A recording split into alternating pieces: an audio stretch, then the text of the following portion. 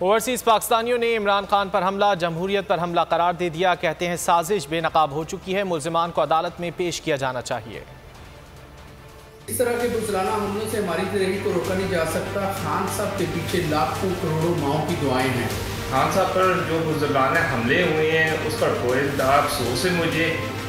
इस तरह हमारी तारीख और इंसाफ को आप रोक नहीं सकते। चाहे वो कोई भी लीडर हो, अपोजिशन का हो या कोई भी हो, उसके ऊपर ऐसा हमला बिल्कुल उसकी मजम्मत कर देनी चाहिए।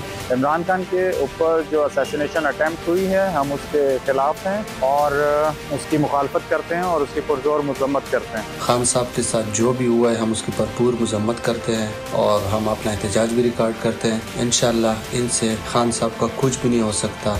अपने लीडर इमरान खान पर कातलाना हमले की शदीद तरीन मजम्मत करता हूँ और चीफ जस्टिस ऑफ पाकिस्तान से मुतालबा करता हूँ कि इन चोरों करप्ट माफिया को लगाम डाली जाए। अगर आपको ये वीडियो पसंद आई तो हमारे चैनल को सब्सक्राइब करें और बेल आइकन पर क्लिक करें। बहुत अच्छी कवरेज की है, ये मार्च की तो जबरदस्त कवरेज थी, बॉल की प्रॉब्लम सबसे बेस्ट थी।